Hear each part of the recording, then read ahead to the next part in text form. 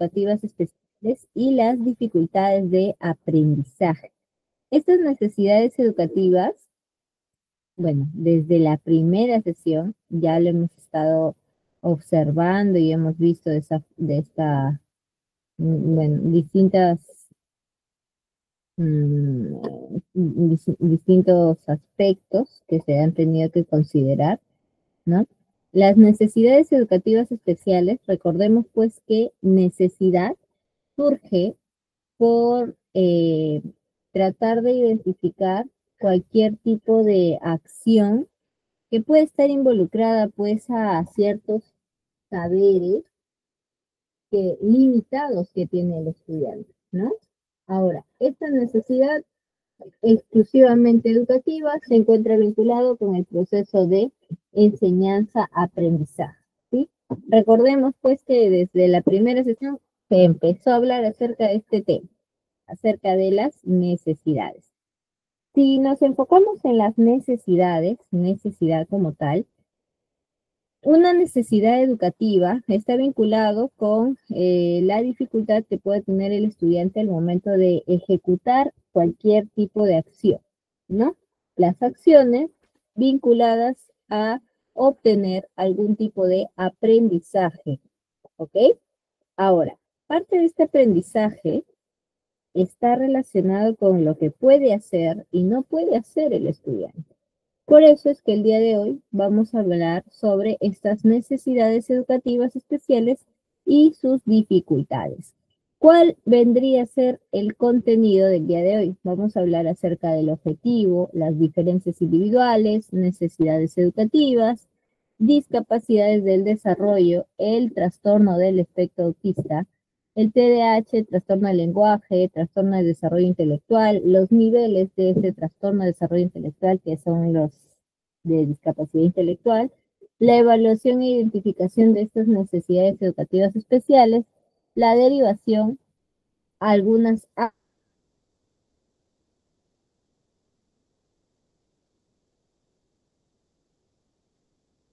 aprendizaje, ¿ok? Ahora, si nosotros estamos hablando acerca de estas necesidades educativas, primero debemos recordar un poquito lo que hemos estado trabajando en las sesiones anteriores. Si hablamos acerca de los objetivos, ¿para qué es importante o por qué, cuál es el fin, ¿no? De esta necesidad educativa? Pues bien, la finalidad está en comprender pues las condiciones y las capacidades que pueden generar estas necesidades educativas. Si hablamos acerca del proceso, todo estudiante de aprendizaje y estas necesidades se encuentran, pueden estar vinculadas a su proceso de adaptación, ¿no? Cada institución se trata de enfocar o se enfoca en ese proceso de inclusión. Ahora, ¿cuál vendría a ser parte de los requisitos? Pues conocer qué tipo de necesidad tiene el estudiante. Y para eso, dentro del objetivo es familiarizarse con qué? Con enfoques pedagógicos inclusivos, ¿sí? Que incluya pues participaciones con estudiantes que tienen esas distintas necesidades educativas, ¿ok?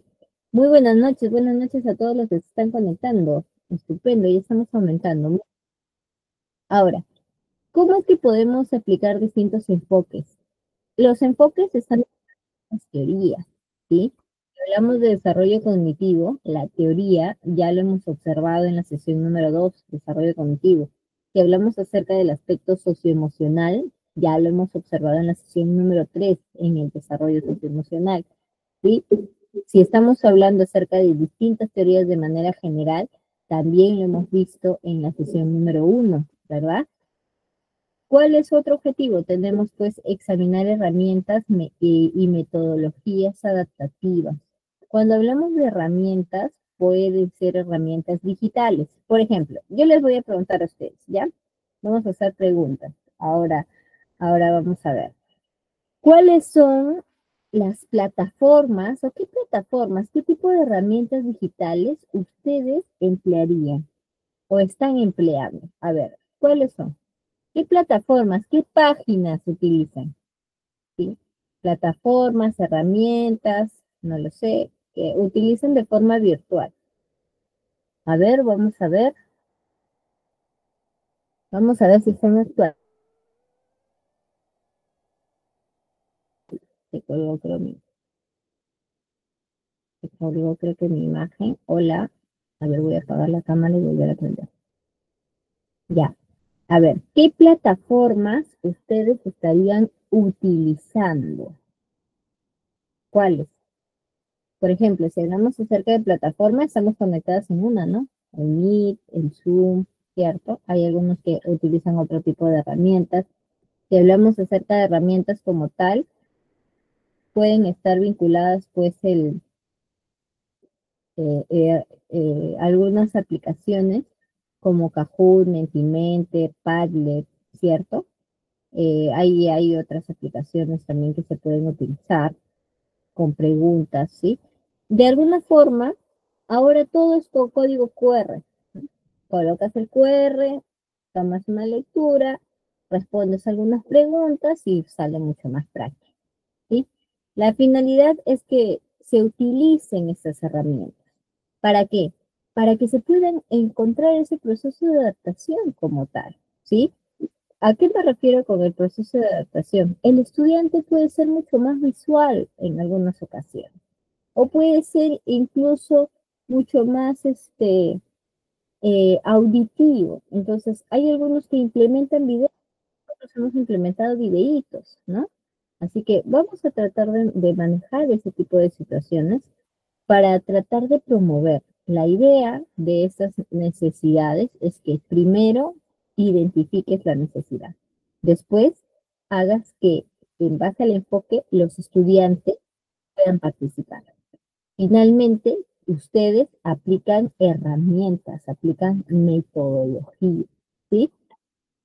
Pero recordemos pues que todo estudiante es completamente diferente, ¿no? Por ejemplo, Javier, que está en Ecuador, eh, él va a identificar necesidades educativas que están completamente relacionadas a su propio entorno, que es muy distinto a Perú, en donde yo estoy, ¿no? Y es distinto al lugar en donde yo estoy, ¿sí? Entonces, estas diferencias individuales se refieren pues a las variaciones y particularidades que existen entre los estudiantes en términos de habilidades, estilos de aprendizaje, antecedentes culturales, personalidades y necesidades educativas. Si hablamos acerca de un individuo, tiene distintas formas de pensar, ¿no?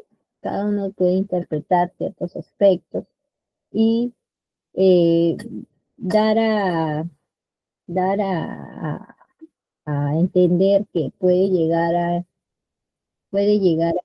interpretar ciertas situaciones, ¿no? Entonces, este individuo, al ser un microsistema, recordemos la teoría de los sistemas, tiene pues ciertas características, ¿ya?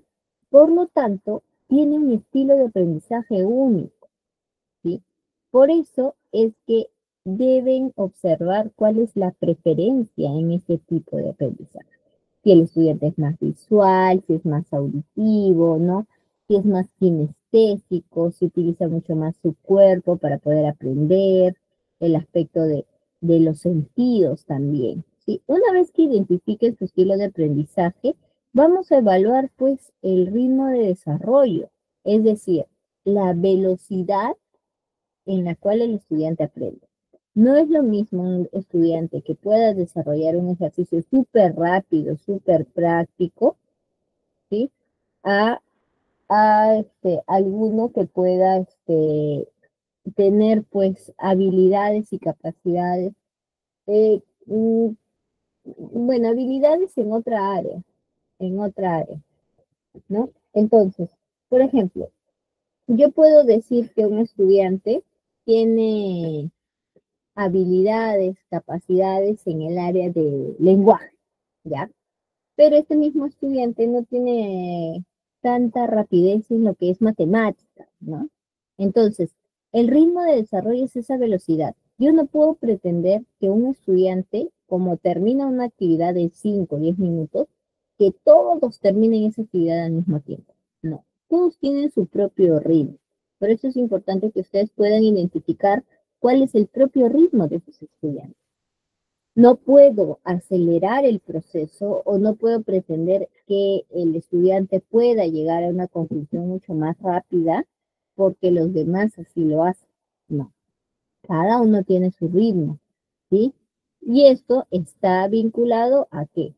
Eso está vinculado a su propia capacidad cognitiva, ¿no? Entonces, como habilidades cognitivas, yo puedo decir que el estudiante tiene pues diferentes habilidades cognitivas, ¿no? Existe diferencia de cada uno de ellos en qué? En la memoria, el razonamiento, en la resolución de problemas, ¿no? En la creatividad. Todo esto afecta a la manera en cómo el estudiante resuelve ciertos problemas, ¿sí? Cada uno lo resuelve de distinta manera, ¿ok? Muy bien. ¿Y la personalidad? ¿Cómo es la personalidad? La personalidad, en este caso, está relacionada a la extroversión, a la apertura hacia nuevas experiencias, ¿no? Para que puedan influir en las interacciones sociales, el enfrentamiento a los desafíos y demás, ¿no? Eso también está vinculado. Si el estudiante tiene predisposición para hacer ciertas actividades, el estudiante tiene esa capacidad para poder eh, hacer bueno, tener distintas acciones en un determinado tiempo, en un determinado momento. Entonces, esto va a permitir que pueda adaptarse ante ciertas situaciones y compartir con otros, ¿no? Muy bien. Diferencias individuales. Hasta acá. ¿Todo bien? Ojo con esto es importante, el aspecto de identificar y reconocer. ¿Por qué?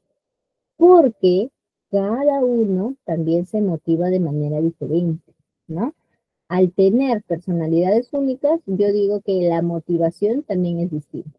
Esta motivación influye en la forma de hacer una actividad, en el compromiso y el rendimiento que pueda dar, dependiendo de la actividad. Por ejemplo, a mí me gustan más las manualidades y como me gustan más las manualidades, yo puedo hacer ciertas actividades que se encuentren vinculadas a eh, aspectos manuales en realidad, ¿sí? Por ejemplo, puedo hacer un sobre que esté vinculado al aspecto netamente manual, ¿cierto? Y tener pues ciertas fichas que se encuentren en cada uno de ellos. Ahora, si a mí me gusta y yo puedo decir, no, yo no soy muy, no me gusta hacer tantas manualidades, ¿no? Yo prefiero el aspecto de pintura, ¿no? Pues también puedo utilizar pintura, ¿cierto? Ahora, no, es que yo prefiero más el aspecto de dibujo, ok, puedo utilizar lápices, ¿cierto? De distintas formas, textura y demás. Entonces, esa motivación tiene que estar, o mejor dicho, se encuentra vinculado con qué? Se encuentra vinculado con la capacidad de poder realizar ciertas acciones siempre y cuando están vinculados a mis propios intereses, ¿ya?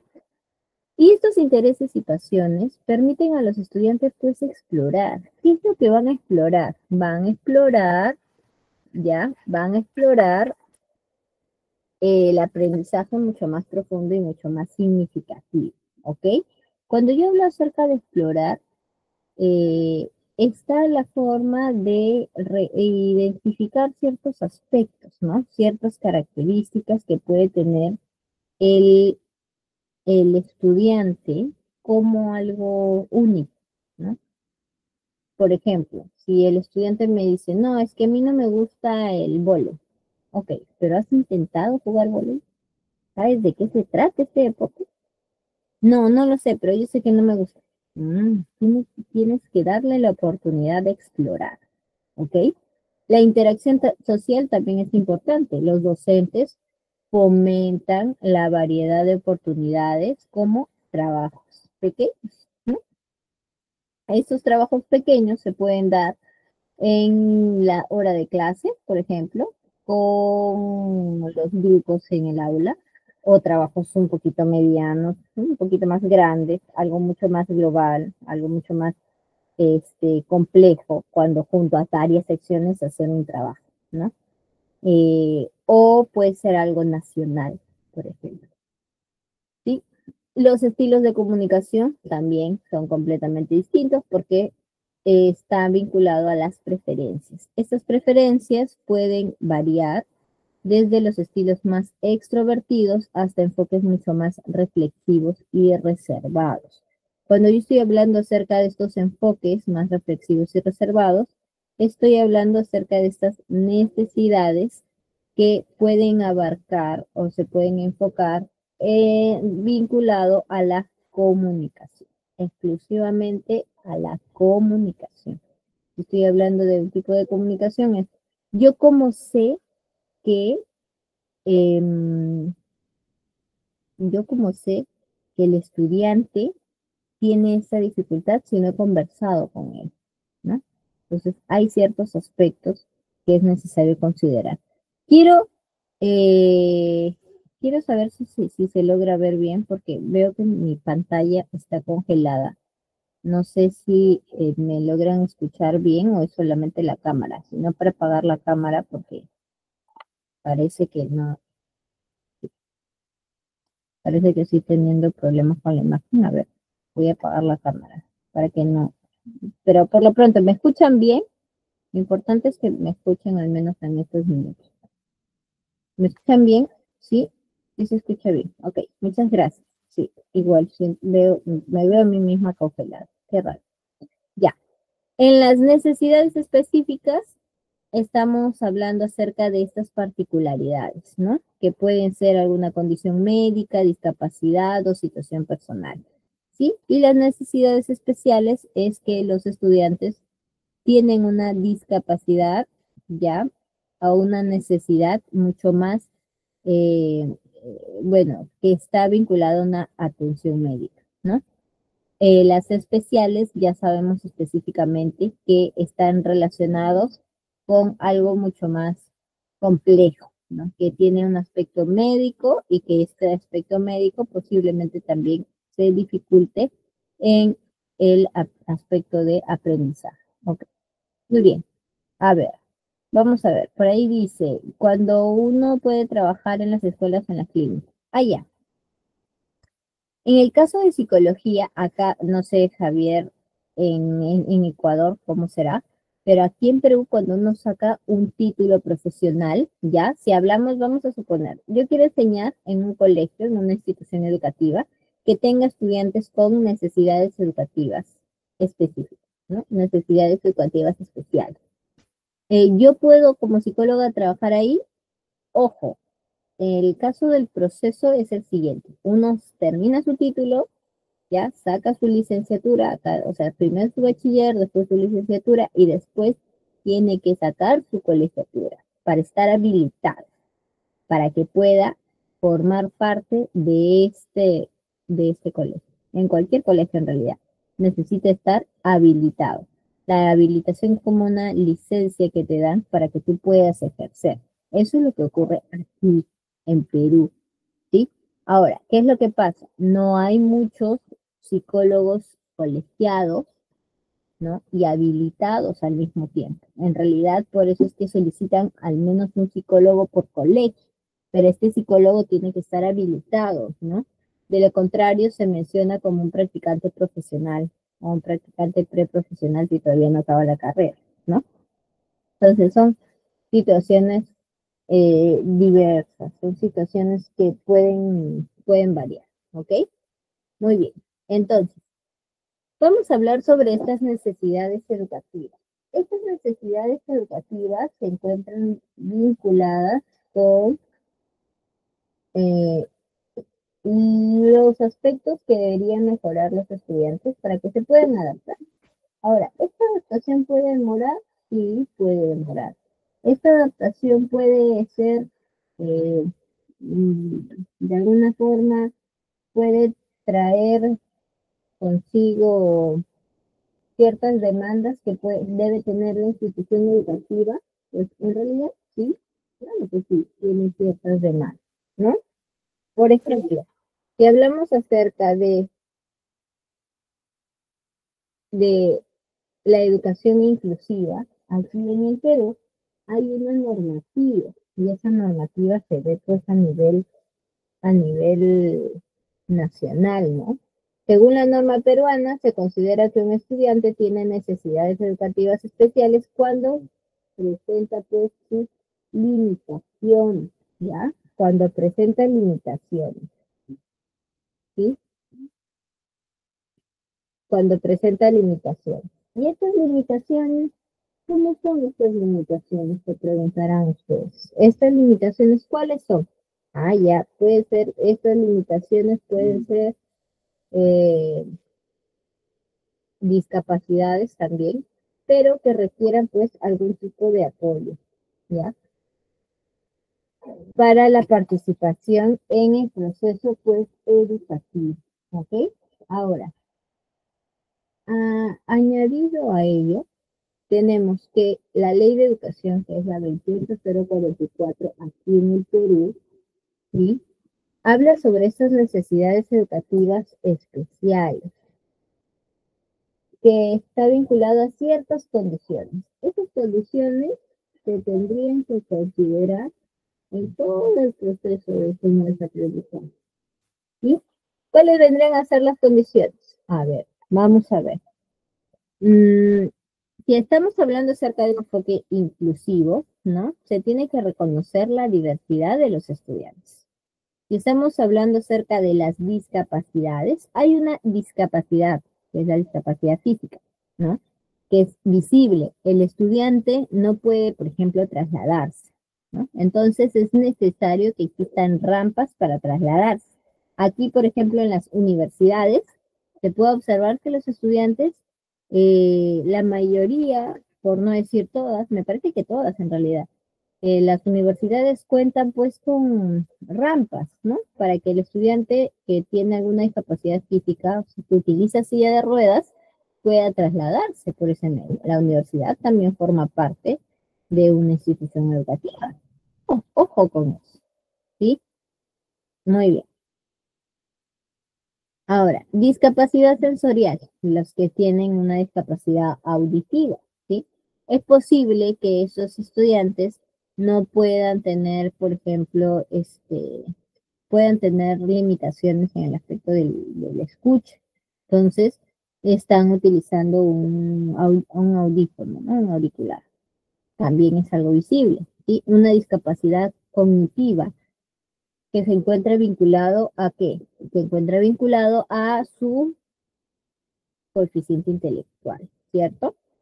Y bueno, tenemos el TEA, el trastorno del espectro autista, y las necesidades educativas transitorias. En el caso del TEA lo vamos a abarcar en un brevemente dentro de un ratito.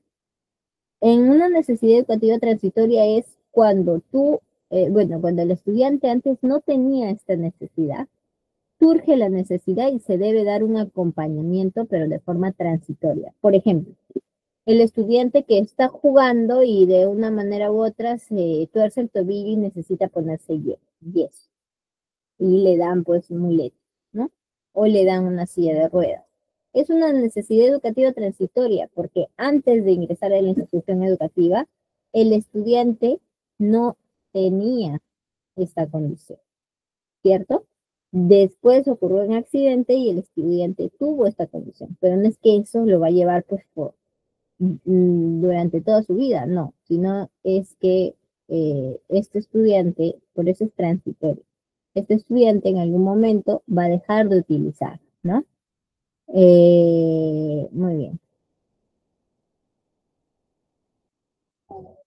Ahora, todo esto está vinculado a las necesidades educativas, ¿sí? Hasta acá, ¿alguna preguntita? Hasta acá. ¿Alguna preguntita? ¿Cómo vamos hasta aquí?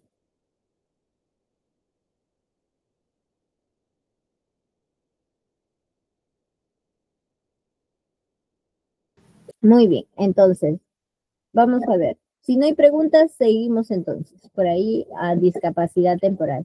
Ya, claro, tendría que estar vinculado con ello, ¿no?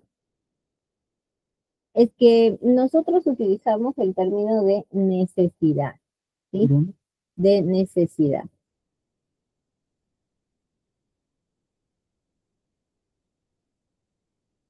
Muy bien, ahora, vamos a ver. Vamos así. Todo bien, ok. Ya saben que si en algún momento por ahí se va la imagen, es porque yo misma me veo congelada y necesito pues eh, apagar y prender la cámara para ver si se actualiza.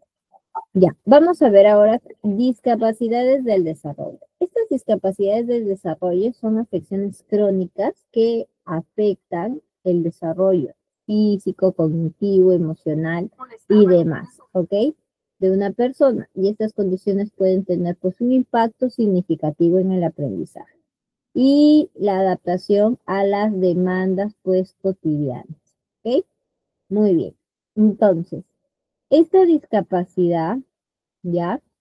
Puede ser una discapacidad sensorial, que ya lo hemos visto hace un momento, en donde se involucran problemas relacionados a los sentidos, como la pérdida de la audición, ¿qué más?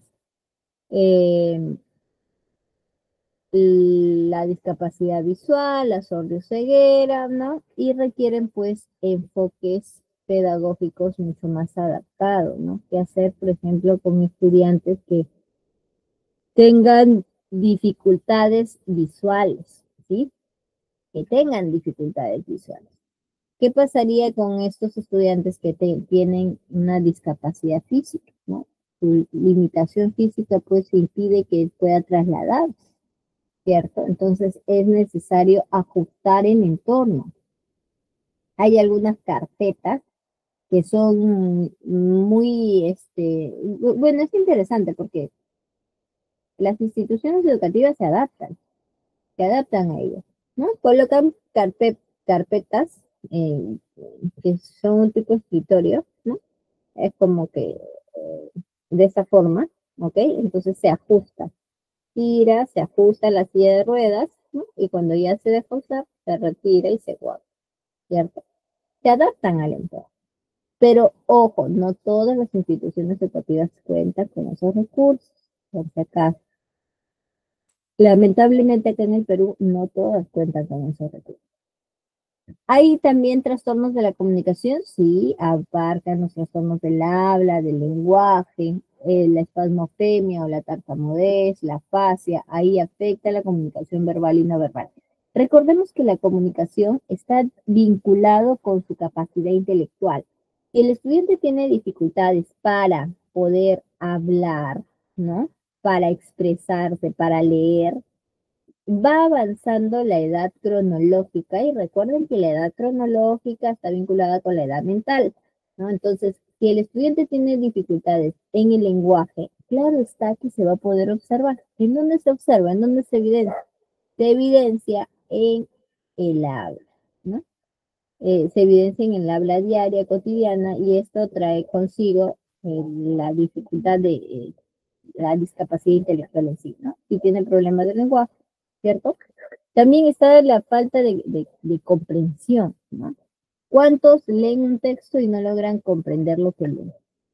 Ese es un problema, ¿cierto? Tú le preguntas al estudiante, a ver, lee por favor, él lee el párrafo y luego dice, ya, ¿qué has entendido? Y se quedan en silencio, se quedan mirando, ¿no? ¿Qué es lo que está pasando? ¿Cierto? Y eso, en el caso de los psicólogos, es un poquito más complejo porque uno da recomendaciones, ¿ya? Y los docentes también. Empieza a hablar de cierta forma y el estudiante a veces no lo comprende o no lo interpreta de esa manera, ¿no? El docente, por ejemplo, puede decir, mañana necesito que me traigan una hoja bond o una hoja de color, ¿no? Entonces, después los estudiantes preguntan, ¿un paquete de hojas o solo una hoja? ¿No? ¿Quieren hoja de color? ¿De qué color? Color naranja está bien, color negro está bien. ¿Para qué una hoja? ¿Qué vamos a hacer? Ah, yo no tengo hoja de cuaderno, rayado o cuadriculado. Entonces se empiezan a hacer preguntas y uno a veces se sorprende y dice, ¿de dónde? Si la indicación es clara, es solo traer una hoja bond o una hoja de color y cualquier color, ¿no? Entonces ahí es un aspecto de comprensión, porque no logran interpretar, ¿no? De hecho hay muchas situaciones al respecto que se observan en línea. Muy bien, ahora vamos ahora sí con el TEA. Si hablamos acerca del TEA, el trastorno de espectro autista, está vinculado pues con las dificultades en la comunicación social y en los comportamientos repetitivos o restrictivos, ¿ya? Cuando un estudiante tiene una dificultad de neurodesarrollo, escucha bien por favor, los trastornos de neurodesarrollo se pueden evidenciar en los 3 primeros años de vida. No es que sea un diagnóstico como tal, pero sí hay indicadores. ¿Y cómo es que ustedes van a poder observar estos indicadores? Que es base con los controles. Si vienen a niños menores, es necesario que ellos vayan a sus controles. ¿Sí? ¿Por qué? Existe un tamizaje, se llama tamizaje, y toma nota, por favor, si es que estás interesado en este grupo, sobre todo para los docentes que son de nivel inicial o trabajan con niños menores de 5 años. Existe un tamizaje que se llama tamizaje de neurodesarrollo, que va dirigido de 0 a 3 años. En realidad se tendría que aplicar a partir del año, mi sugerencia, ¿no? Pero así se llama, tamizaje de neurodesarrollo. Así se encuentra aquí en el Perú. El MINSS, el Ministerio de Salud en los centros de salud, aplica este tamizaje para todos los niños hasta los 3 años de edad. ¿Y qué es lo que pasaría? ¿Qué es lo que harían? Ah, mucho más práctico y sencillo. Le hacen una serie de preguntas y las preguntas no van dirigidas al menor, claro está, van dirigidas al cuidador o al padre de familia. Si mamá es el que lo cuida, va a dirigirse a mamá. Si el papá es quien lo cuida, va a dirigirse al papá. Si mamá y papá no lo cuidan, lo cuida la abuelita, la tía, el vecino, no sé, va a dirigirse a la persona que está cuidando. Se deduce que los padres también deberían estar informados.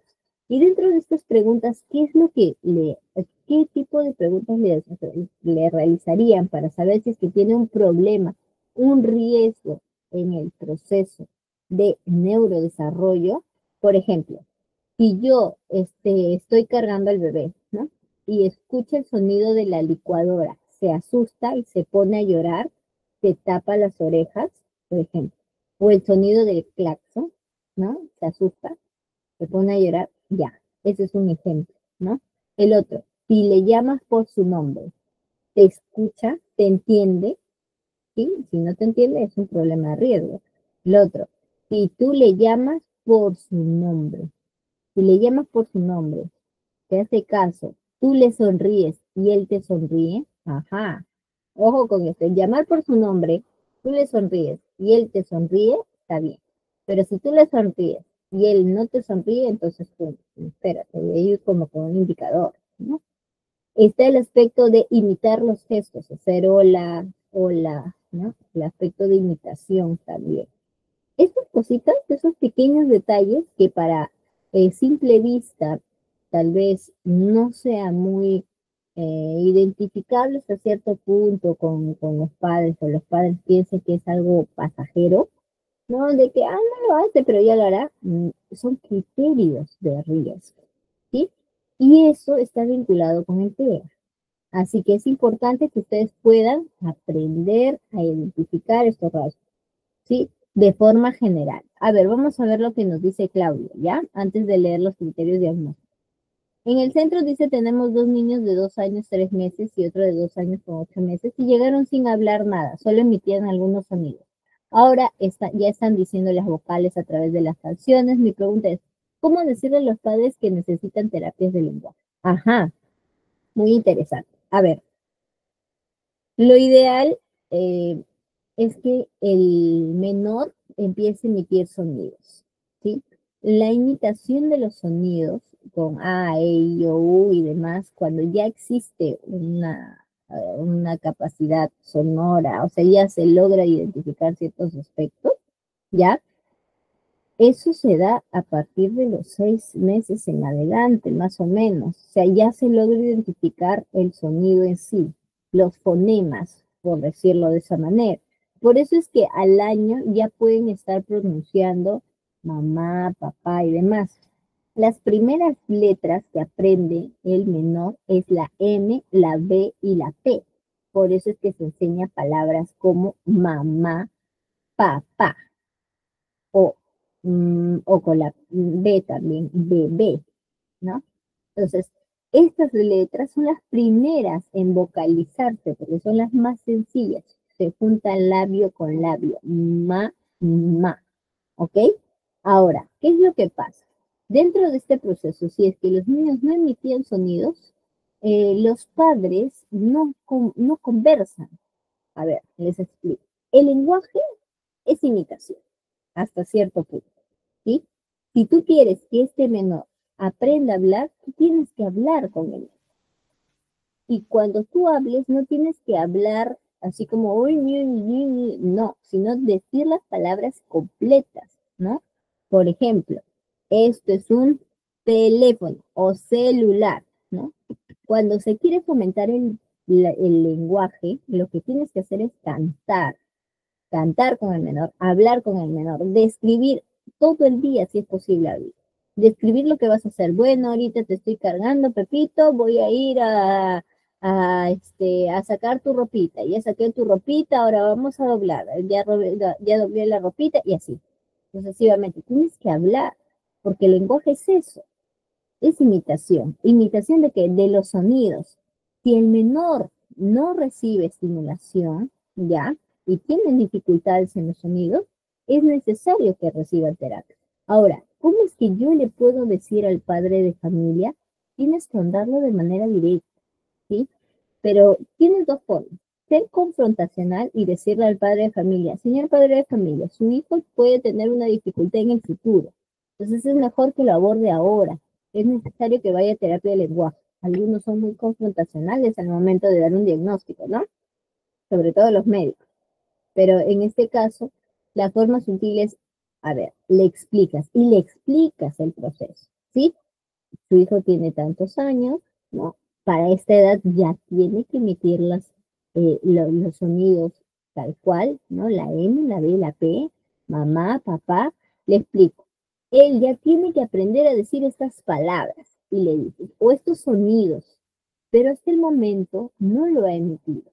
Eso significa que necesita un acompañamiento y necesita que alguien les enseñe a ustedes porque ustedes están en contacto diario, ¿sí? Y una vez que les enseña al padre, ¿no? Al padre, lo apliquen en el menor, ¿sí? Entonces es necesario que su hijo reciba este tipo de apoyo. Y este apoyo es terapia de lenguaje, ¿sí? El lenguaje es fundamental para su coeficiente intelectual, para que no tenga dificultades de adaptación en el futuro. Entonces, por eso es que es importante trabajar con el lenguaje. ¿Ok? Tratando de explicarle a los padres, porque a los padres cuando tú le dices, uy, no, su hijo necesita terapia, los padres se escandalizan. ¿Sí? Se pueden asustar, pueden decir no puede ser, tratan de buscar opinión de una segunda opinión, se preocupan, ¿no? Entonces, para evitar algún tipo de situación que pueda conllevar esto, es fundamental que ustedes le expliquen al padre de familia ¿por qué es que necesita cierto acompañamiento de un especialista? Para eso le dan el nombre, terapia de lenguaje. Depende mucho de su estilo también, ¿eh? Porque hay algunos padres que sí prefieren el aspecto confrontacional, ¿sí? Ahora, ese tamizaje, me pregunta Claudia, ese tamizaje que usted nos menciona, ¿solo lo hacen en los centros de salud?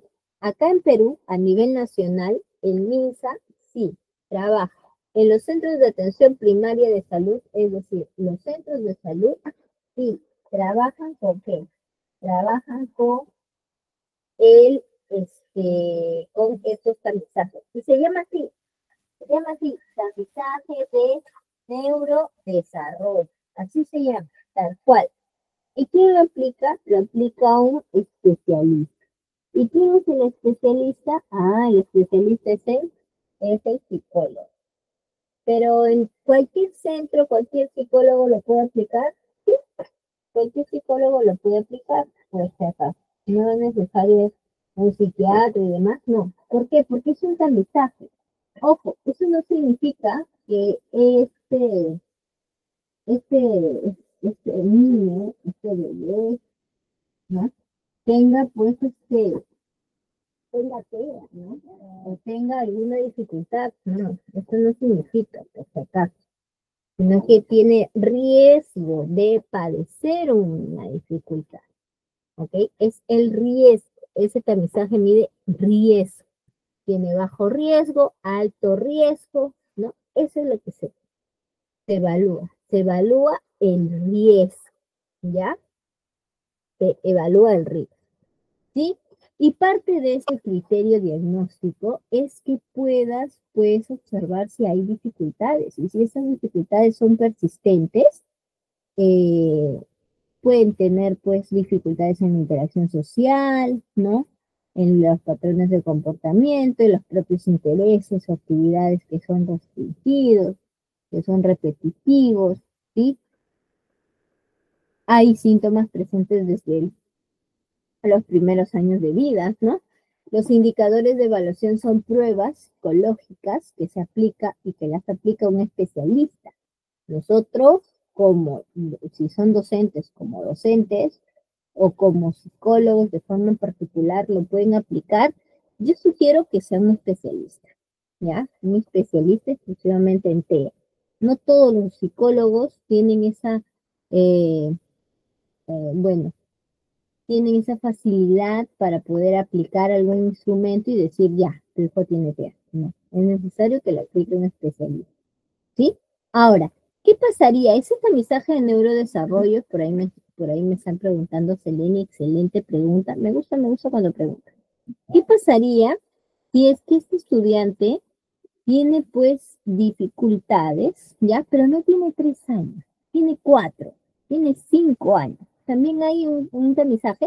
Sí. Y en este caso hay un tamizaje de 4 a 17 años de edad que se llama cuestionario de capacidades y dificultades, que también lo aplican en un centro de salud, un psicólogo, ¿ya? Que viene por parte del Ministerio de Salud. Se llama, repito, cuestionario de capacidades y dificultades, ¿sí? Ahí alguna de las preguntas es, si reconocen las emociones en los demás, se muestra cooperativo, ¿no? Puede ser, por ejemplo, ¿no? Se lleva mejor con los niños que son más grandes o que son más pequeños, tal vez, se lleva mejor con los adultos, posiblemente, se lleva las cosas del colegio a la casa, o sea, preguntas así, ¿ok? Y está vinculado al aspecto emocional, al aspecto conductual y también de aprendizaje. Es un cuestionario, me parece muy interesante, que lo aplica el Ministerio de Salud. Recordemos que son tamizajes, es como para poder identificar si es que puede tener algún problema en esa área, ¿no? Y hablando de problemas en áreas distintas, el TDAH aquí está relacionado a qué? A esa capacidad, a esa dificultad que tiene el estudiante para que pueda tener la atención y concentración debida, ¿no? Ya sea por su hiperactividad o su falta de atención. El TDAH tiene 3 tipos, y bueno, en este caso, con predominancia en la atención, ¿no? Con dificultades de atención, con predominancia en la hiperactividad e impulsividad y con comorbilidad, ¿no? O sea, mixta, ¿no? Es decir, ambas, ¿ya?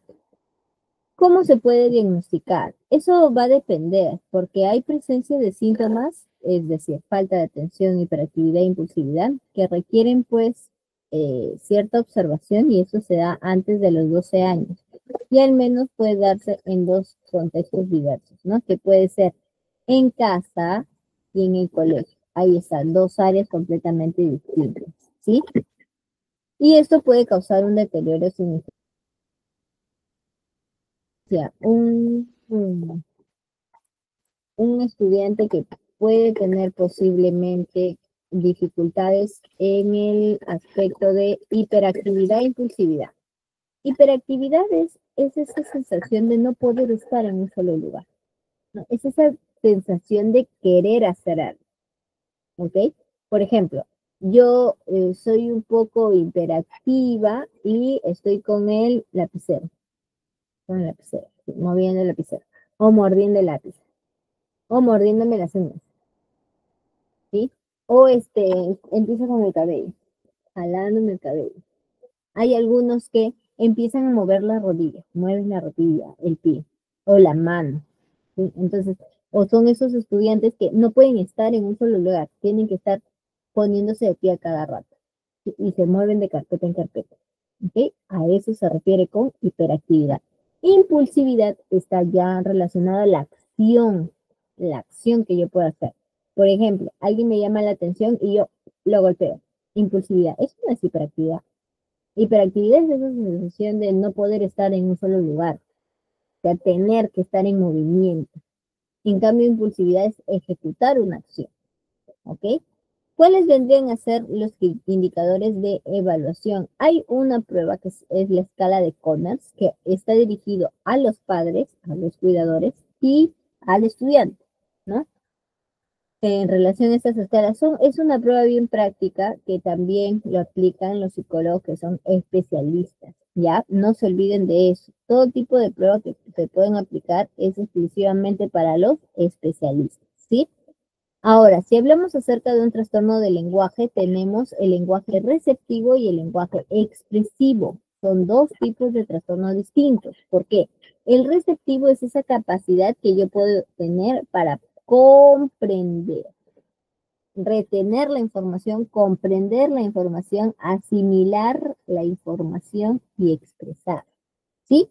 Es esa recepción, el aspecto de yo, qué es lo que estoy comprendiendo al momento de escuchar. Por ejemplo, si tú me preguntas qué hora es y yo te digo pera, me gusta la pera, eso no es qué hora es. O sea, no me estás comprendiendo. El lenguaje receptivo es el que tiene dificultades. A diferencia del lenguaje expresivo, que está relacionado con esa capacidad de poder hablar, ¿sí? ¿A qué me refiero con poder hablar? Poder hablar, poder encontrar ciertos aspectos que se encuentren vinculados pues con la emisión de fonemas, ¿no? Por ejemplo, algunos tienen dificultades en pronunciar la R, necesitan hacer ejercicios para pronunciar la R, ¿ok? Hay indicadores de evaluación, sí, la pronunciación, la gramática, la comprensión del lenguaje y demás. Por eso es importante estimular a todos los niños en cuanto a la lectura, ¿ya? En el caso de los bebés, trabajar y estar con el libro abierto, empezar a contarle cuentos, a pesar que no entienda, está escuchando, estás emitiendo sonidos. Entonces, de esta manera, él va a entender que el lenguaje es hablar, ¿no? Emisión de sonidos, ¿sí? El trastorno de desarrollo intelectual ya está relacionado con limitaciones significativas. Esto va a depender de los criterios, ¿ya? ¿Por qué? Porque si aplicamos pruebas de inteligencia y hablamos acerca de una evaluación del funcionamiento intelectual general, puede existir dificultades en el razonamiento, en la planificación, resolución de problemas, en el pensamiento abstracto, ¿no? En la forma en cómo deduce ciertas acciones, ¿sí? Y esto va a hacer que tenga dificultades en la adaptación hacia las normas, ¿sí? ¿Cuáles serían los indicadores de evaluación? Hay pruebas estandarizadas, el WIPSI, que va dirigido de 2 años y medio a 6, 7 años, el WIS, que está dirigido de 6 años y medio, hasta los 16 años, 17, el WISE, que está dirigido desde los 16 años, 17, pues, hasta la etapa adulta. ¿Ok? Son indicadores de evaluación, son como subpruebas que están vinculadas a una zona. Sí, ahora, vamos a ver. Por ahí Mónica nos dice, buenas noches, tengo un sobrino de 6 años con TDAH y tiene falta de concentración, pero cuando está conmigo mi hermano está tranquilo por momentos, se pone operativo o grita cuando está con la mamá, que es mi hermano, llora demasiado, hiperactivo, no obedece con la presencia de su mamá. Yo lo dejé en el colegio y lo recojo y entra muy tranquilo, pero cuando mi hermana lo deja, lo recojo, se pone a llorar y hace mal. Allá. Ojo, eso también. El estudiante que tiene TDAH, recordemos que hay tipos. Hay con predominancia en la falta de atención. Y tiene eh, esta falta de atención, necesita una atención focalizada. Y para que tenga una atención focalizada, necesita aprender a seguir normas, reglas, ¿sí? Tal vez, en este caso, ustedes, ¿no? Por ejemplo, Mónica, ella es es tía de este menor, tía de este niño. Entonces, ella, como es la tía y no está en contacto, en constante contacto, se podría decir, por el menor, mmm, tiene cierta ventaja, porque ella puede establecer ciertos límites, ¿no? El aspecto de aprender a decir sí o no, a diferencia de los padres tienden a ser muy permisivos hasta cierto punto. Y eso está mal, es que si aceptas hacer al menos una acción, vas a saber que esta acción puede ser constante, ¿no? Entonces, aquí quien tiene que aprender a establecer límites es la mamá, no es el menor, ¿sí? ¿Por qué? Un ejemplo. Si yo estoy llegando a casa y yo siempre tiro mi casaca, la tiro, la tiro, la tiro, y dejo que alguien venga a recoger y a colgar la casaca en su lugar, ¿de quién es el problema? ¿Del que tira la casaca o del que recoge y lo coloca en su lugar? ¿De quién creen ustedes que es el problema? Porque hay un problema. Ahora me van a decir de ambos. En realidad, la dificultad es de quien lo recoge. ¿Por qué? Porque el que recoge, si hablamos del conductismo, el que recoge la casaca que acaba de lanzar, el que recoge está reforzando la conducta del otro. Y como está reforzando la conducta del otro, lo va a seguir haciendo. Entonces, quien tiene que aprender a poner límites, en este caso es la mamá. Límite no significa castigo, por si acaso. No, no, no, no, no. Medidas correctivas, ¿ya? Eso tampoco significa límite. Pero el acto de establecer límites es hasta dónde yo puedo dejar que tú hagas cierta acción. Y si te equivocas, aplico una medida correctiva, no castigos, ¿ya? Medidas correctivas, ¿ok? Muy bien, vamos a ver. Los psicólogos podemos trabajar con los TDAH, sí, claro que sí, se pueden trabajar, sí, sí, sí. En el caso de los niños, ellos trabajan con terapia ocupacional, sí, con terapia ocupacional. Se trabaja con niños con TDAH. Si un niño tiene 7 años, no lee y para escribir solo sabe su nombre, ¿cómo se le puede ayudar? Ah, ya. Eso está más relacionado a que es terapia de lenguaje, pero yo tuve un casito, ¿ya? Tuve un casito así de un estudiante de más o menos 10 años que no sabía leer, ¿sí? No sabía leer. Y estaba en cuarto grado de primaria y ustedes le preguntan, ¿y cómo ha pasado? Práctico, no sabe leer y tampoco sabía escribir. O sea, no sabía lo que escribía, pero escribía. Y uno se preguntaba, ¿pero por qué escribe? Porque está copiando lo que está en la pizarra. Tal cual lo copia. Entonces me hace acordar mucho el caso que cuenta Selene. ¿Cómo se le puede ayudar? Empezamos desde cero, comentando el abecedario, ¿no? Primero estamos con la emisión de sonidos. Asociamos sonido vocal, sonido vocal, sonido vocal, sonido vocal. Después sonido consonante, sonido consonante. Y juntamos palabras. A. Y bueno, después ma. Después mapa, mapa, mapa. O sea, ahí estamos formando palabras. ¿Sí? Se tendría que trabajar, o sea, sí se puede trabajar, un terapeuta de lenguaje sí se trabaja se trabajaría muy bien siempre y cuando vaya a terapia de lenguaje. Ustedes como psicólogos no son especialistas en lenguaje. Es necesario que vaya un especialista porque este menor que tiene 7 ya no tarda en cumplir 8 años y el nivel de escolaridad aumenta. Y si aumenta el nivel de escolaridad, o sea, aumenta la edad, el nivel de escolaridad, se deduce que yo estoy esperando que a los 8 años ya tenga un pensamiento de análisis sobre algo. No lo va a tener. ¿Por qué no lo va a tener? Porque tiene limitaciones.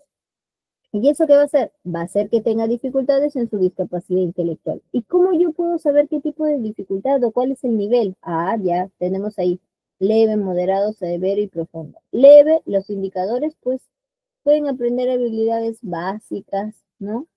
Que requieran pues alguna forma independiente de situaciones pues diarias.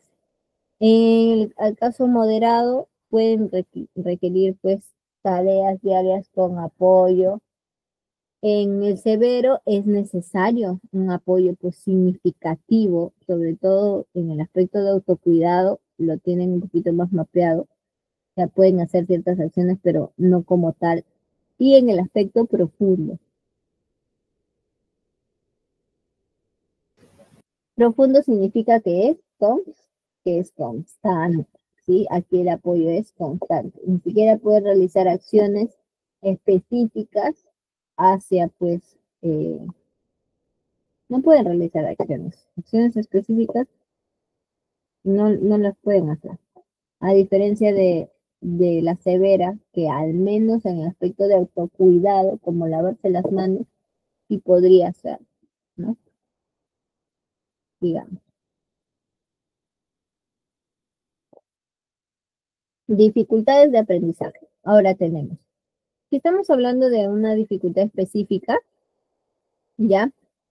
¿Cómo podemos encontrar que tiene este tipo de dificultad? Porque hay psicólogos especialistas, por ejemplo, los neuropsicólogos, que pueden dar un diagnóstico específico, ¿ya? Eh, También está pues la dislexia. Hay algunos que voy a mencionar que son los más comunes. La dislexia, que es la dificultad para la fluidez lectora, ¿no? Comprensión lectora. Discalculia, que tiene dificultad para resolución de problemas numéricos. La identificación de números también los puedo escribir al revés.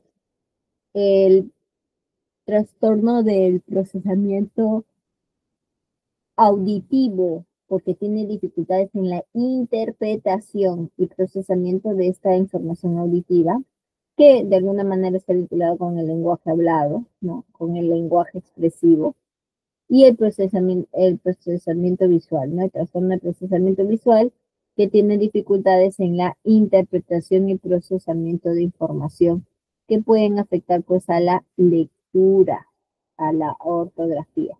¿Y cómo es que se evalúa? Hay un proceso, ¿ya? Hay un proceso. Primero está el proceso de observación. Primero tú observas, posiblemente tenga una necesidad educativa especial. Ok, voy a observar al estudiante. Después se hace una evaluación para ver si se confirma lo que estoy de alguna forma observando, ¿no? Después de esta evaluación inicial, y si quiero una evaluación mucho más específica en cierta área, sería una evaluación multidisciplinaria, o sea, con otros especialistas, para poder identificar esta necesidad educativa especial y se deriva a profesionales especializados, ¿no? ¿Cuáles son las estrategias de intervención? Tenemos la evaluación individualizada. Ya, individualizada, ¿ok? Este aspecto de individualizada, lo que vamos a hacer es que se identifican sus necesidades educativas especiales.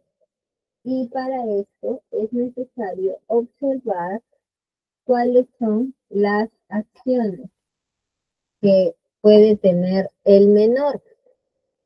Parte de estas acciones es eh, reconocer que tiene problemas, por ejemplo, en la suma.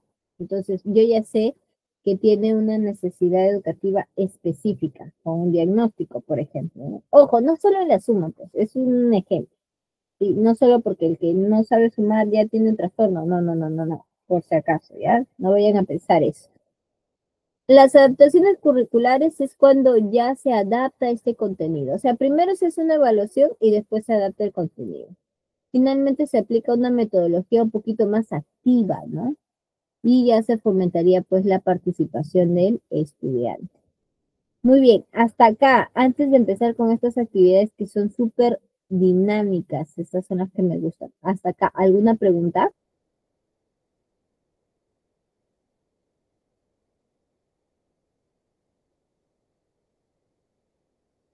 ¿Alguna pregunta hasta acá? ¿Cómo vamos? ¿Se está entendiendo o no se está entendiendo?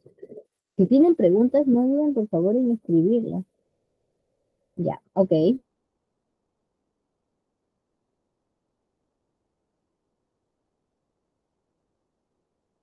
Todo bien entonces. Ok, vamos a ver. Vamos a ver. Con los estudiantes que tienen dislexia. ¿Cómo yo puedo trabajar con los estudiantes? Como ya sabemos, está el aspecto de pronunciar, ¿no? El lenguaje hablado, ¿cierto? El lenguaje hablado, el lenguaje expresivo. ¿Cómo es que yo puedo hacer? A ver, ustedes observan las palabras inventadas que están en la parte del costado. No sé si logran ver, me confirman.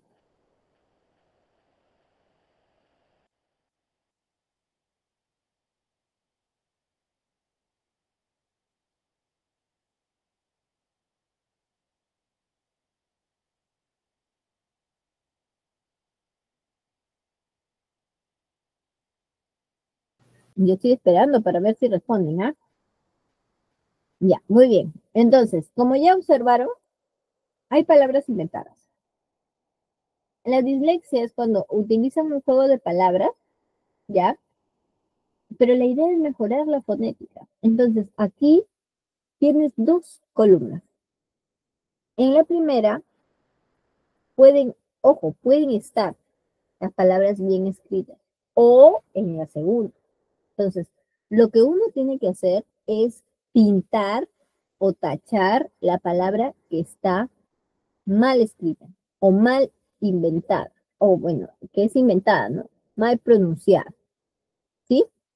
Entonces, por ejemplo, hay pizarra y pizarra. Ah, ya, no, lo correcto es pizarra. Entonces, elimino pizarra porque eso no existe. Camello, damello. Ah, ya. Entonces acá yo elimino, ¿cuál eliminaría? Damello, porque no existe, ¿cierto? De esa forma se va a trabajar con las palabras para dislexia, ¿sí?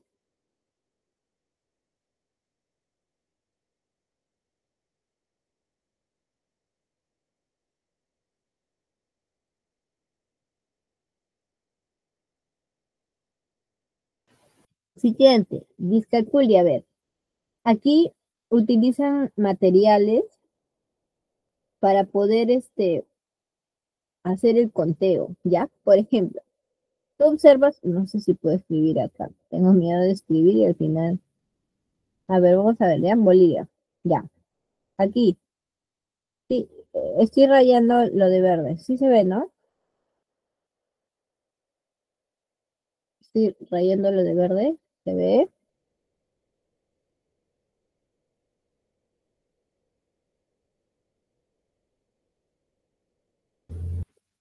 Genial, ya, a ver, aquí lo que ustedes van a hacer es identificar cuál es,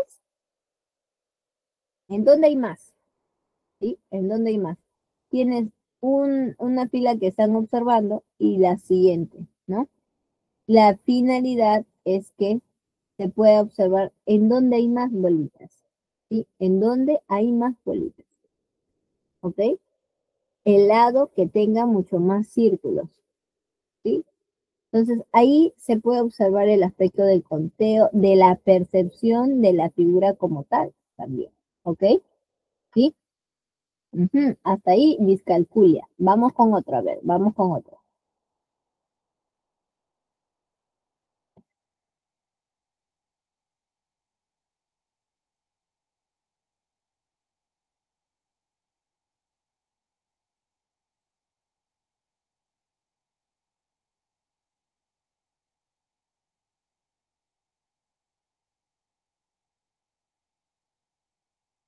Ah, ya.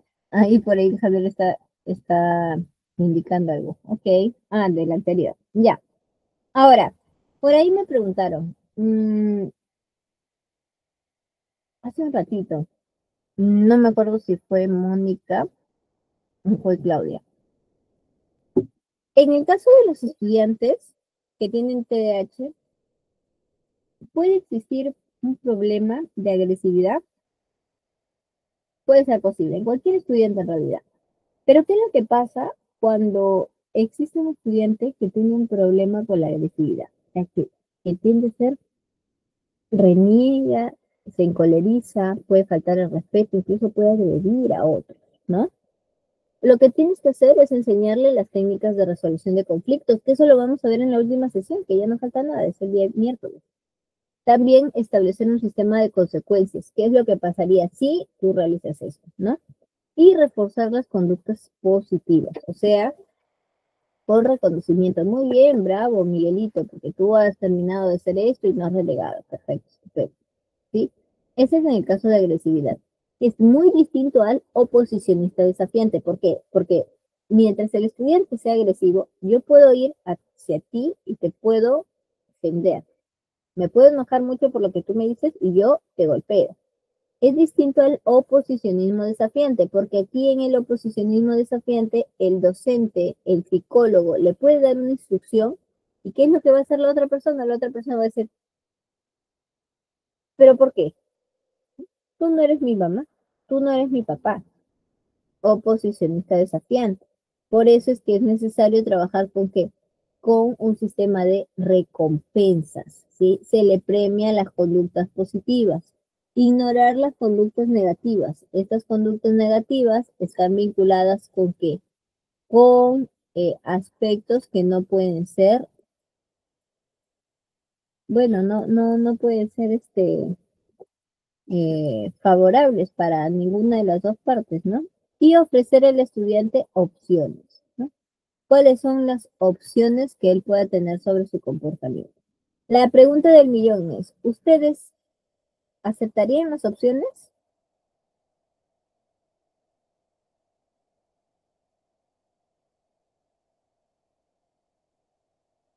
¿Qué opinan? ¿Aceptan o no aceptan las opciones?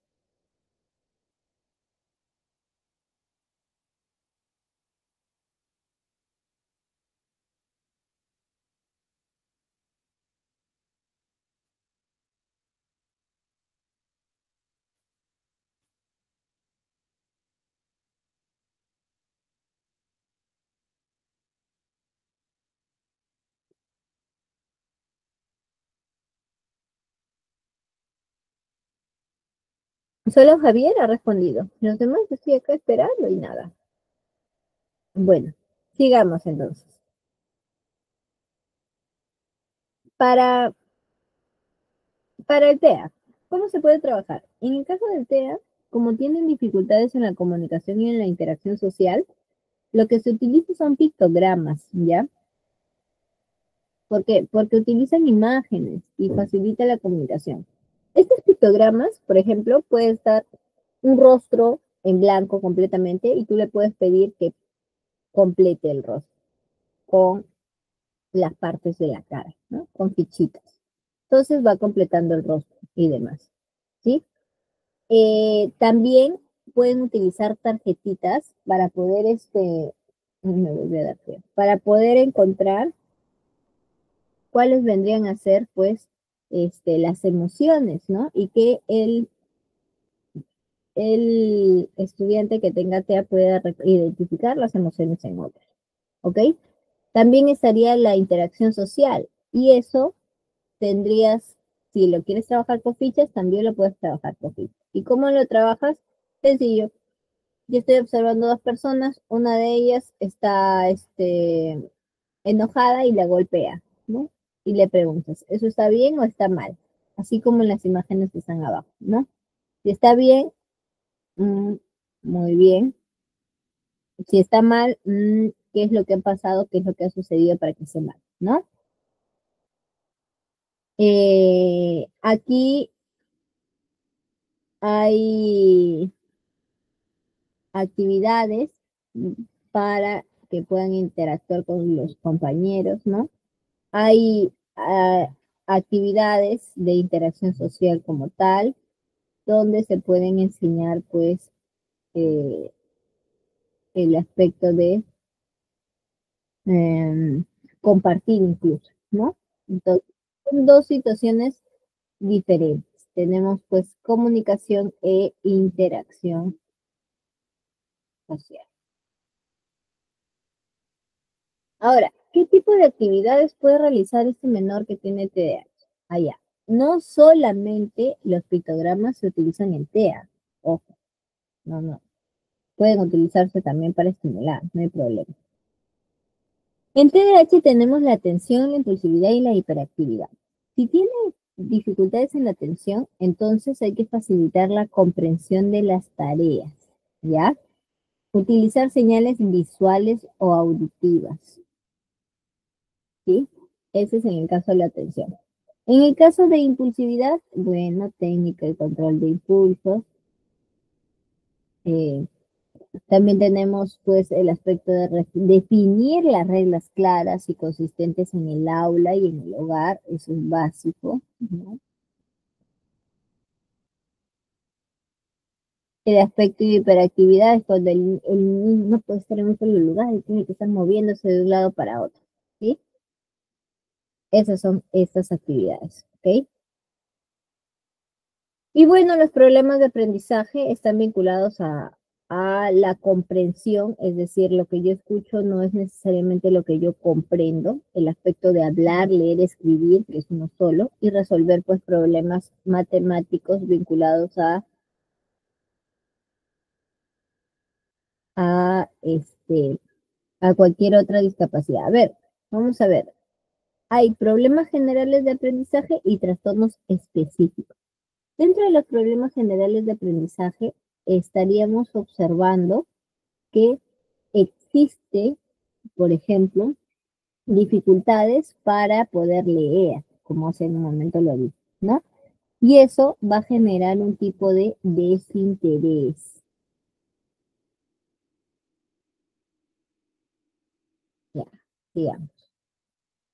Entonces, ¿qué es lo que ocurre? Cuando se habla sobre un problema general de aprendizaje, primero es que tiene un inconveniente, ¿ya? Después es que se enfatiza en la dificultad porque es mucho más específica, ¿no? Ya existe una inteligencia normal, no se relaciona con la inteligencia o de lo contrario sería distinto, ¿no? La capacidad general de la lectura se encuentra significativamente por debajo del dólar, ¿sí? Eh, eh, a ver, les explico lo siguiente. Por ejemplo, cuando uno está trabajando con cantidades, cuando trabaja con monedas, con billetes, tipo monopolio de dólares, euros, soles y demás, te están dando una indicación, ¿no? ¿Qué es lo que debes hacer con ese dinero? Si es que estás jugando Monopolio. Entonces, ese es el juego, ¿no? Yo puedo comprender y yo puedo utilizar mis estrategias para poder darle uso, ¿no? Pero en un problema general de aprendizaje eso no pasaría. No hay problema de visión, no hay problema de audición. Sin embargo, sí hay dificultades en su aspecto fisiológico.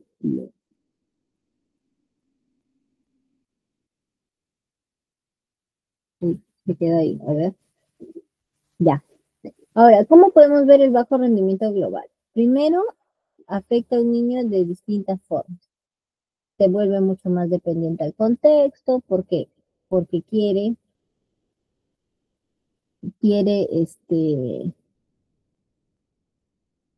mejorar ciertos aspectos, ¿no?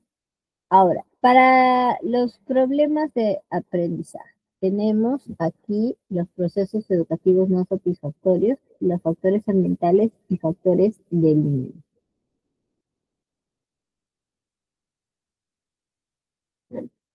Sí. A ver, vamos a separarlos en dos, ¿ok? Factores del niño. A ver, únicamente en el menor. ¿Qué es lo que va a depender? Va a depender problema de vista, personalidad, de TEA, trastorno mental, inteligencia y demás, ¿no? Un factor ambiental. Aquí es cuando no se encuentra vinculado a los factores del menor. Es el lenguaje en el hogar. eh, a ver, tenemos dentro de estos factores ambientales, ¿qué dicen? ¿Los pictogramas solo se usa para el TEA? No, más. Bueno, ya eso fue lo que ya respondimos hace un ratito, ¿no? Estos factores ambientales están vinculados netamente en la persona con su entorno, ¿sí? Por ejemplo, el lenguaje en el hogar, la atmósfera, si hay problemas familiares, si hay ausentismo, si hay calidad. de escuela y demás, eso se conversa de forma individual. Muy bien. ¿Cuáles son los problemas o las causas, no? Primero tenemos a un niño con TDA, que es déficit atencional e impulsividad, ¿ya? Está la discapacidad también intelectual, el aspecto de inmadurez emocional, ¿sí? Eh, También tenemos el aspecto emocional, que es la depresiva y la ansiosa. Y en la familia, pues tenemos una adecuada situación escolar, hay buen clima, hay diferencias socioculturales y demás. Vamos a ver. Uy. Ahora, en los colegios, ¿cómo es que se puede mejorar? Eso se puede mejorar con los métodos de enseñanza, ¿sí? Que hay deficiencias en las actitudes pedagógicas y demás.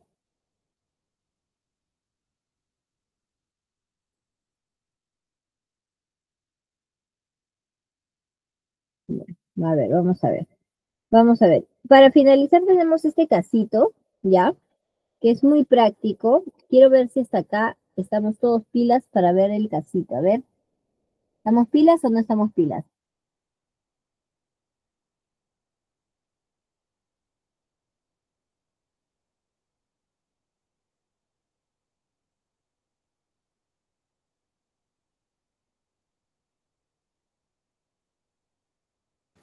Genial. Empezamos entonces. Me dice, José es un estudiante de segundo grado de primaria, es cariñoso, inquieto, no permanece sentado y demás. Ahí te están explicando el caso. Acá te dicen que en la escritura copia lo que escribe en la pizarra, pero en los dictados todavía confunde algunas letras como la C por la H, la G por la T. O sea, que en lugar de escribir de tetera, le escribo de dera, ¿no? ¿Cuál es la propuesta de solución? Existe un esquema. ¿Cuál vendría a ser? Tenemos pues la evaluación individual, ¿sí? ¿Sí? En ese caso es necesario que pase por una evaluación individual, por si acaso.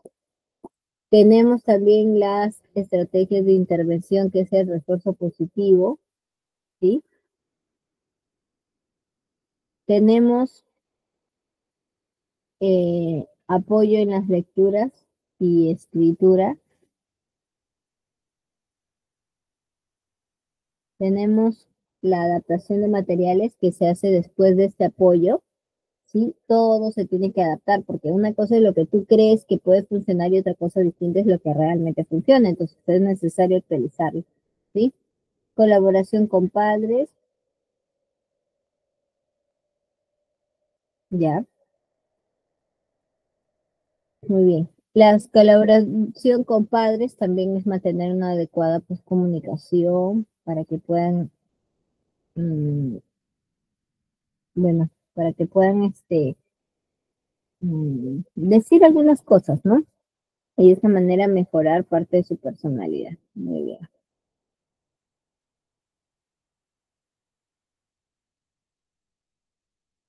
A ver, vamos a ver.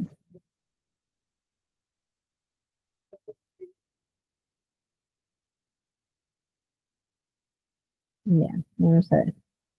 Muy bien. Entonces, parte de esta propuesta, a mí me gustaría saber con cuántas ustedes se han sentido identificadas.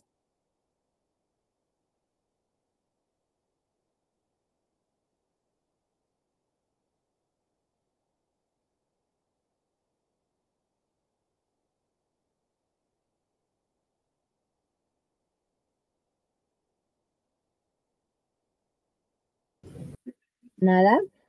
A ver, ok. La propuesta de solución, de forma general, puede servirte para cualquier tipo de situación. Solamente que en este caso le estamos adaptando un poquito a, al caso, al problema del lenguaje, ¿no? Entonces, ahí hay una especie de pasos que ustedes tendrían que considerar antes de hacer cualquier tipo de acción o de pedido, ¿sí? Casos.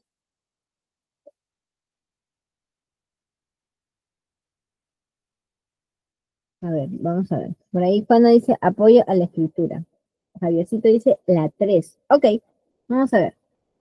En la lectura y escritura, trabajar, dice, en sesiones de lectura individual o pequeños grupos utilizando libros que estén a su nivel y sean de su interés. A ver, yo no puedo darle el libro de El aviador de 600 hojas solamente para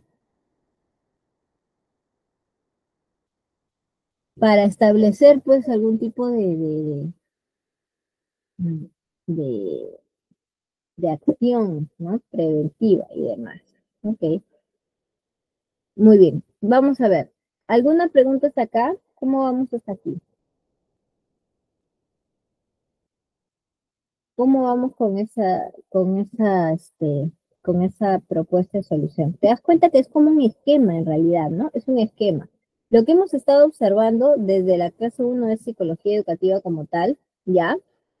Eh, la finalidad es que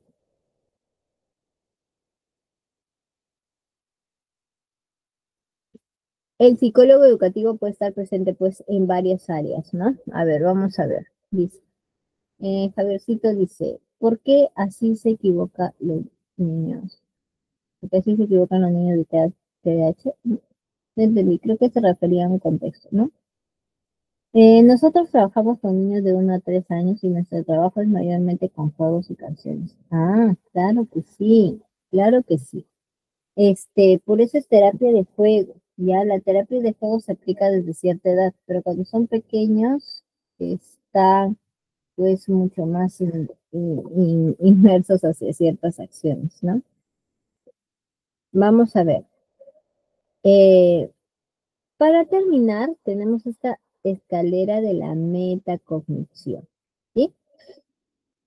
Vamos a ver. Parte de la escalera, hay que recordar que tiene 4 niveles. El primero es qué es lo que has aprendido, el segundo es cómo lo has aprendido, el tercero es en qué, eh, bueno, para qué me ha servido y la 4 dice en qué todas las partes puedo, bueno, en este caso, para qué me ha servido, está vinculado a todas las acciones que has aprendido, ¿no? Las palabras claves, conceptos y demás. ¿Y en qué otras ocasiones puedes usarlo? En una situación muy parecida, ¿no? No es necesario que especifiques el tipo de riesgo, simplemente coloca qué es lo que está sucediendo eh, en este proceso de enseñanza-aprendizaje.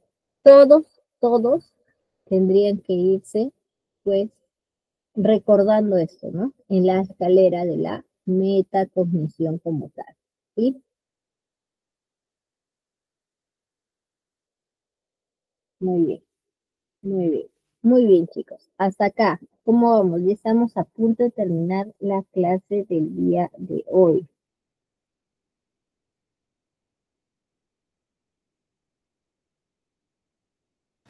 Ya, ahora sí. A ver, cuando ustedes trabajen con niños, lo primero que tienen que hacer es ser un poquito más visuales con ellos, ¿ya? Y vamos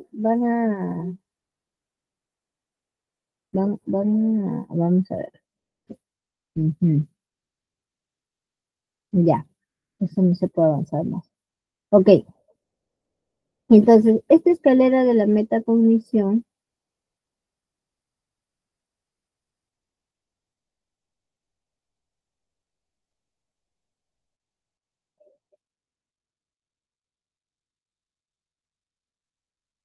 a ver, vamos a ver. Hasta acá, hasta ahorita no me han colocado ninguna pregunta en el chat. Eso no sé si me preocupa o no. Ya, a ver.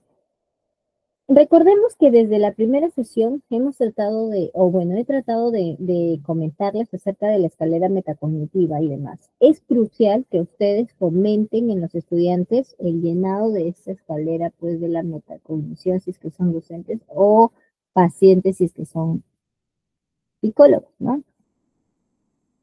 Porque de alguna manera se encuentra pues desarrollado este, ciertas, ah, ¿cómo decirlo?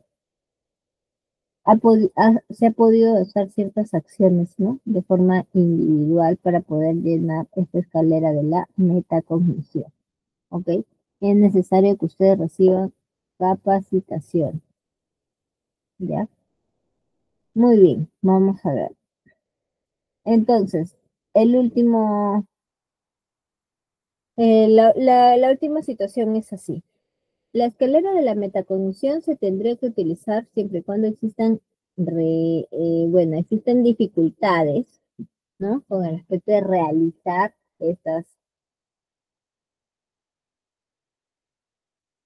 bueno, estas situaciones diversas, ¿ok? Acabo de revisar en el chat y no se me escapa ninguna pregunta y eso me parece genial. Muy bien, chicos, muy bien. Entonces vamos a detenerla con la presentación. Ahora le hago pase a su coordinador para que pueda verlo, ¿ok?